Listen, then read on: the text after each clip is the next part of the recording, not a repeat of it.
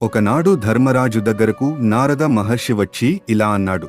ధర్మరాజా, రాజు ఉన్న వైభవముతో సంతృప్తి చెందరాదు. కనుక నువ్వు జైత్రయాత్రను చెయ్యి. అందుకొరకు రాజసుయాగం చేయి.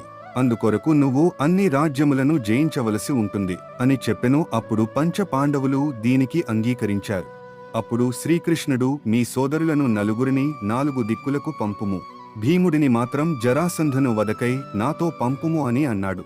అప్పుడు కృష్ణుడు భీమార్జునులను వెంటబెట్టుకుని జరాసంధుని వదకై మగధ రాజ్యమైన గరివజ్రాపురం రాజధానికి బయలుదేరను. జరాసంధుడు వారిని ఘనంగా సత్కరించెను. జరాసంధుడు వారికి ఏమి కావలెను కోరుకోమనేను. అప్పుడు శ్రీకృష్ణుడు నీతో యుద్ధం కావాలని కోరుకునెను. దానికి జరాసంధుడు అంగీకరించి తనకు సమూజ్జి అయిన భీమునితో యుద్ధానికి అంగీకరించెను. అప్పుడు యుద్ధం మొదలైనది. భీకరమైన యుద్ధంలో జరాసంధుడు మరి భీముడు ఎలా జరాసంధుని సంహరించాడు. Next part.